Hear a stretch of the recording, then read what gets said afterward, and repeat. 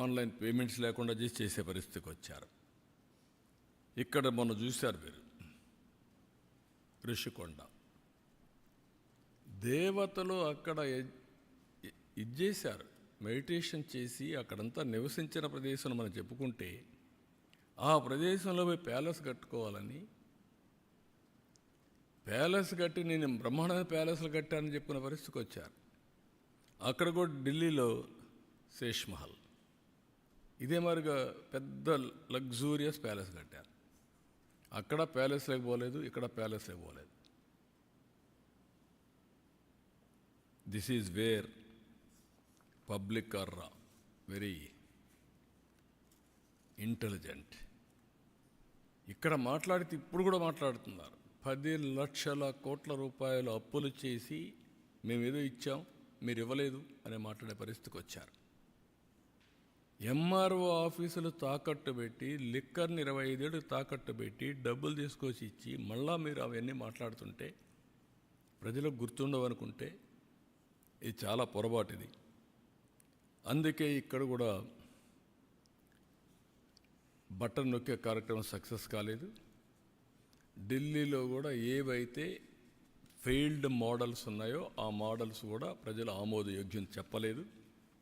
27 ఇయర్స్కి ఆ ప్రభుత్వాన్ని పంపించి చేసే పరిస్థితికి వచ్చారు. కానీ బాధ ఏంటంటే నేను ముందు ఒక డేటా మీకు చూపించాను.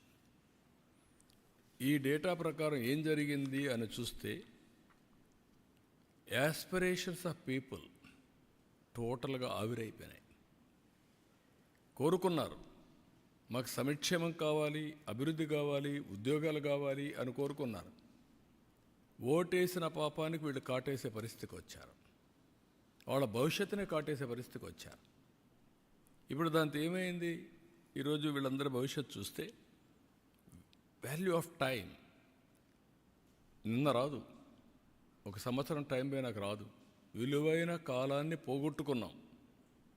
దాన్ని రికవర్ చేయాలంటే ఇంకా చాలా సమయం పడుతుంది. విధ్వంసం చేయడం చాలా సులభం, దాన్ని నిర్మాణాత్మకంగా పనిచేయడం చాలా కష్టం. ప్రతి ఒక్కరూ మాట్లాడుతూ ఉంటారు, ఇవన్నీ ఎక్కడ అవుతాయి, మాకెందుకు ఇవన్నీ వస్తాయి. అలాంటివన్నీ చేసి మొత్తం ప్రజల అవకాశాలని పూర్తిగా సర్వనాశనం చేసే పరిస్థితికి వచ్చారు. నేను అందుకే మొన్న కూడా చెప్పా, సంపద సృష్టించలేని వ్యక్తులు, ప్రభుత్వానికి ఆదాయం పెంచలేని వ్యక్తులు సంక్షేమ కార్యక్రమాలతో బటన్ నొక్కే కార్యక్రమం చేయడానికి మోడల్ కాదు. నేను చాలా ఫర్మ్గా చెప్తున్నా. You create wealth, you concentrate development, you spend money on welfare and empowerment. కంటిన్యూగా చేయండి. వాళ్ళ పర్ క్యాపిటా ఇన్కమ్ పెంచండి, వాళ్ళ జీవన ప్రమాణాలు పెంచండి. ఆ మోడలే సస్టైన్ అవుతుంది. అయితే ఓసారి ఇండియన్ డెమోక్రసీలో ప్రజలు చాలా ఇంటెలిజెంట్. భారతదేశం యొక్క విశిష్ట ఒక్కడికి ఒకే ఓటు ఉంటుంది, భరించాల్సి వస్తుంది. 5 ఏళ్ళ తర్వాత చరిత్ర తిరగ రాస్తూ ఉంటారు. కొన్ని దగ్గర 10 ఏళ్ళు కూడా పడతా ఉంది. అయితే ఇది చూసినప్పుడు కులాల పేరుతో, మతాల పేరుతో, ప్రాంతాల పేరుతో కొంతమంది మోసపోయే పరిస్థితులు కూడా ఉంటారు.